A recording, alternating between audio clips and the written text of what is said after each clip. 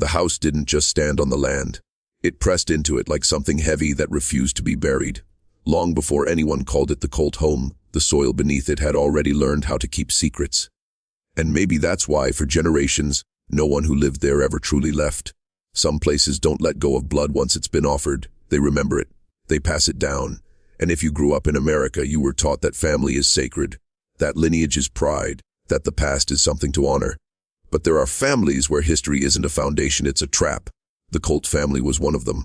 On paper, they were ordinary farmers, tradesmen, church-going names etched into county records and cemetery stones. But beneath those records, beneath the polite handwriting and fading ink, was a pattern that never broke. Children born into silence, adults who learned early not to ask questions, and a house that seemed to watch every generation repeat the same mistakes, as if correction was never the point. And the Colt home sat far from main roads, tucked into land that didn't attract attention. That was intentional. Isolation isn't always accidental. Sometimes it's inherited. The earliest accounts describe a structure built too large for the family who lived in it, with rooms that stayed locked and hallways that carried sound in strange ways. Visitors noticed how quiet it felt, even when it was full. As if the walls themselves were listening, measuring what could be repeated and what had to be swallowed. And there are no official reports of crimes tied to the house, no dramatic newspaper headlines. That's what makes it dangerous. What happened there didn't need witnesses. It lived in routines, in traditions passed down as the way things are done, in lessons taught not through words, but through fear. The Colts believed blood was destiny, that what you were born into was what you deserved. And once that idea takes root, it doesn't just shape behavior, it cages it. And children learned who they were before they learned who they could be. Emotions was rewarded. Silence was survival, and the house, always present, became more than shelter. It became an archive, every argument absorbed, every unspoken rule reinforced, every generation adding another layer to a structure already groaning under its own history. And this isn't a story about one family. It's about what happens when lineage becomes law and a home becomes a prison disguised as heritage. And to understand the Colt home, you have to understand what it taught without ever speaking. The first lesson was ownership, not of land or tools or animals, but of people. In the earliest surviving letters, written by the family's second patriarch, children were referred to less as sons and daughters and more as extensions. Labor legacy, proof that the bloodline was continuing as it should. Love was implied, never stated. Discipline was explicit, and neighbors remembered the family as distant but respectable. Church on Sundays, clean clothes, quiet nods. What they didn't see were the rules that governed life once the doors closed. Meals eaten in silence, questions answered with stares. Affection rationed so carefully it felt like punishment. The house didn't echo with laughter, it absorbed it, trained it out of the children before it could become a habit.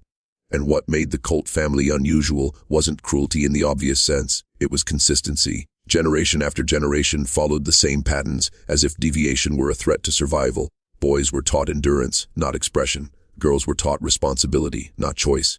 Everyone was taught that what happened inside the home stayed there, not because it was shameful, but because it was sacred. You don't expose rituals, you perform them. And diaries from the early 1900s reveal something colder.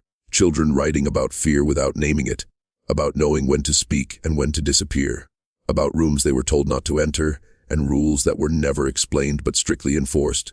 One entry mentions the house, listening better than people do. Another describes the walls as thick enough to hold thoughts. These weren't ghost stories, they were coping mechanisms. When no one will acknowledge what's wrong, the environment becomes the only thing that feels honest, and the Colt home wasn't violent in bursts. It was oppressive in layers. Punishments weren't explosive, they were prolonged. Withholding, isolation, the slow erosion of identity until compliance felt like relief. Children didn't dream of leaving, they dreamed of being good enough to stay unnoticed. That's how the cycle survived. Not through force, but through conditioning. And every generation believed they were stricter than the last because the world was getting softer. That belief justified everything. Emotional distance became virtue. Control became care. And by the time anyone realized something was wrong, they lacked the language to describe it. Trauma doesn't always scream. Sometimes it whispers the same sentence for 100 years until everyone mistakes it for truth. And the Colt bloodline didn't just pass down names and property. It passed down a worldview, one where suffering was normal, obedience was safety, and love was something you proved by enduring. And by the time the Colt family reached its middle generations, the house no longer needed rules written down. It had already trained everyone who entered it. Children learned early how to move through rooms without drawing attention, how to read footsteps on the floor above, how to sense moods before words were spoken.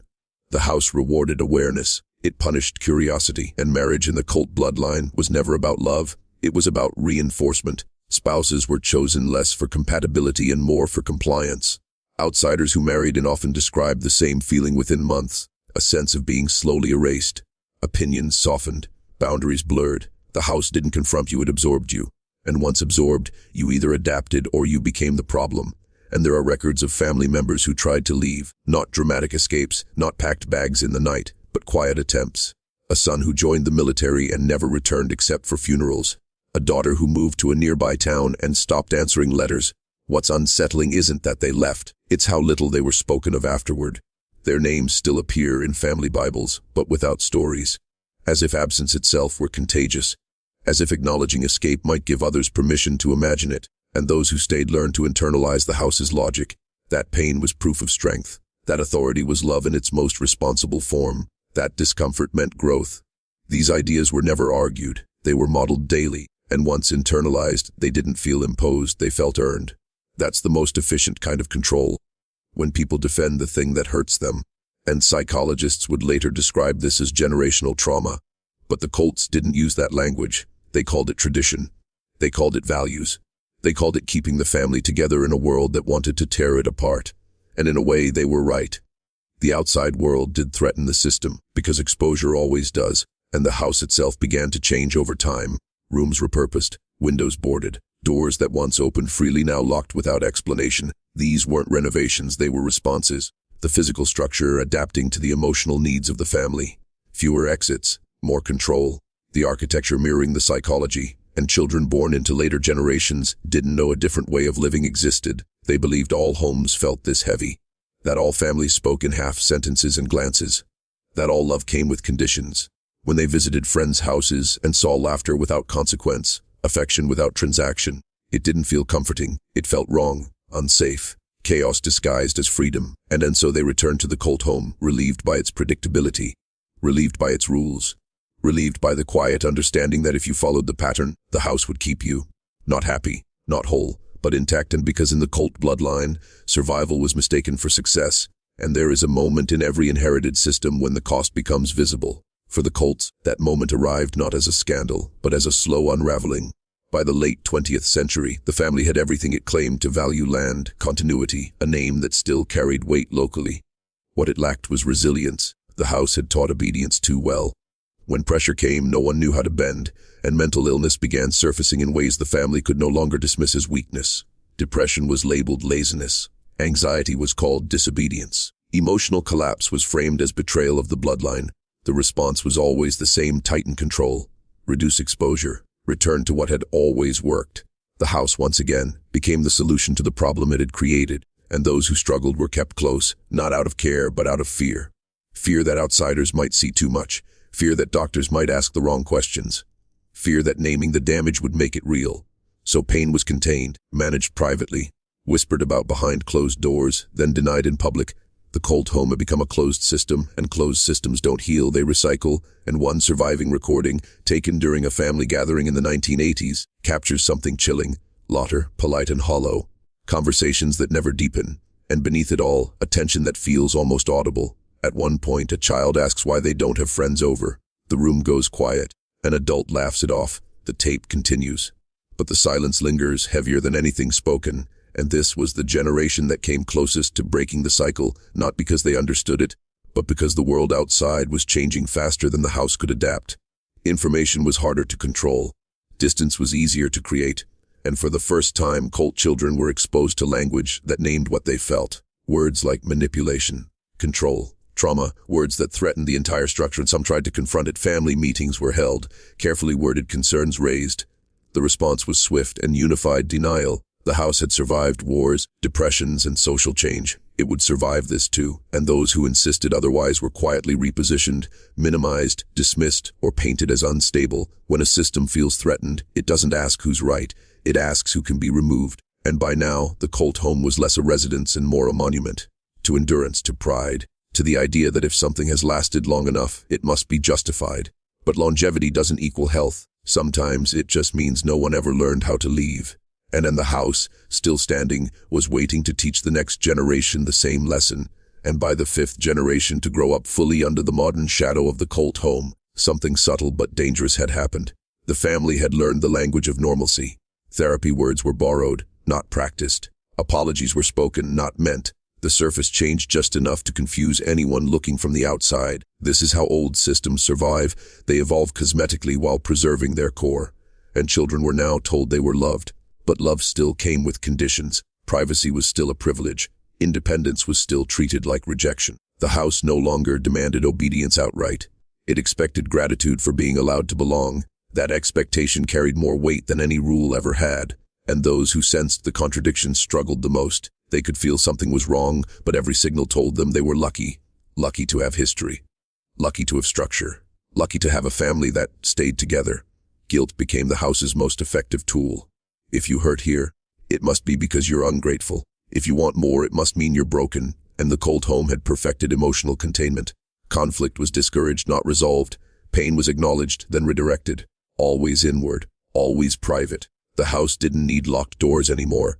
The locks had moved inside the people. And what's most disturbing is how often survivors of the Colt bloodline defended it long after leaving. They spoke about it like a harsh teacher, like something that made them stronger. This is the final trick of generational trauma, convincing you that endurance equals virtue, and that harm only counts if it looks dramatic enough to condemn. But damage doesn't need to be loud. It just needs to be consistent, and records from this period show a rise in estrangement, not explosive separations, but quiet disappearances. Missed holidays, short phone calls, carefully managed distance. The family described it as drifting apart. But drifting implies accident. This was navigation, deliberate, cautious, and often lonely. And here's the question that lingers in the margins of every account, every interview, every half-finished letter. If you discover the thing that shaped you was also the thing that harmed you, what do you do with that knowledge? Do you confront it and risk losing everything familiar? Or do you protect the illusion and pass it on, hoping the next generation will carry it better than you did? And if you're still watching, you're already braver than most. Tell us in the comments, what would you have done if this was your bloodline? And because the Colt home wasn't finished yet, and the most dangerous phase of any legacy is the moment it starts to be questioned. And the sixth chapter of the Colt story doesn't take place inside the house. It happens in the distance, in apartments, in rented rooms, in places that never felt like home because home was never safe to define. This is where the damage becomes quiet enough to mistake for recovery, and those who left carried the house with them. Not in memories they revisited, but in reflexes they couldn't unlearn. The instinct to apologize too quickly, to scan rooms for tension, to confuse calm with danger. The Colt home had trained them for survival, not for living, and the world outside didn't come with instructions for undoing that, and some tried to build families of their own. They promised themselves they'd be different, and in many ways they were. There was more laughter, more choice, more softness, but there were also echoes, moments of withdrawal, control, emotional distance that appeared without warning. Not because they wanted to repeat the past, but because repetition was what their nervous systems understood. Trauma doesn't ask permission before it introduces itself to the next generation, and others avoided attachment altogether. Independence became identity. Distance became safety. They told themselves they didn't need roots, that history was optional. But even then, the bloodline found ways to assert itself, in dreams, in anxiety, in the nagging feeling that something was unfinished. You can leave a house. It's much harder to convince the past that you're no longer available. And back at the Colt property, the structure began to deteriorate. Maintenance was delayed. Repairs were done cheaply. Rooms once filled with people now sat unused, gathering dust in silence. The house had lost its audience, and without witnesses, it started to decay. This wasn't poetic justice. It was entropy. Systems that rely on control collapse when no one believes in them anymore, and local rumors began to circulate, not of crimes, but of sadness, of a place that felt wrong. Teenagers dared each other to approach the property line, then turned back before touching it. Even strangers could sense it, that heavy stillness, like a breath being held for too long. And the final residents of the Colt home didn't enforce the old rules with the same conviction. They were tired, confused, haunted by a legacy they didn't fully understand but couldn't escape. The house no longer taught obedience. It reflected regret. And maybe that's the cruelest part. The realization that by the time a system begins to recognize its own damage, there may be no one left who knows how to repair it, and only people left deciding what to do with what remains. And the Colt home still stands, though it no longer functions as a family seat. It's been passed, divided, and partially abandoned, its authority diluted by time. But legacy doesn't require ownership to persist. It only needs memory. And memory, especially inherited memory, is stubborn. And today the story of the Colts exists in fragments. In court documents that hint without explaining. In medical records that list symptoms without causes. In family trees with branches that stop abruptly, as if cut away to protect the whole. There is no single revelation, no hidden room that explains everything. Just accumulation, pattern. The slow recognition that something went wrong and no one stopped it soon enough. And what makes the Colt bloodline unsettling isn't what it did, it's how ordinary it was. This wasn't evil announced. It was harm normalized. A system built by people who believed they were doing the right thing, reinforced by tradition, and protected by silence. That's how these legacies survive. Not because they're monstrous, but because they're familiar. And if this story feels uncomfortable, it's because it isn't rare. The Colt home is a case study, not an exception. Variations of it exist across the country. Houses where love is conditional, where control is framed as care, where leaving feels like betrayal. Places where trauma doesn't look like violence, but like inheritance. And the difference is that most of those houses never get named, never get examined. They dissolve quietly, their damage absorbed into the people who leave and the children they raise. History moves on, the archive stays buried.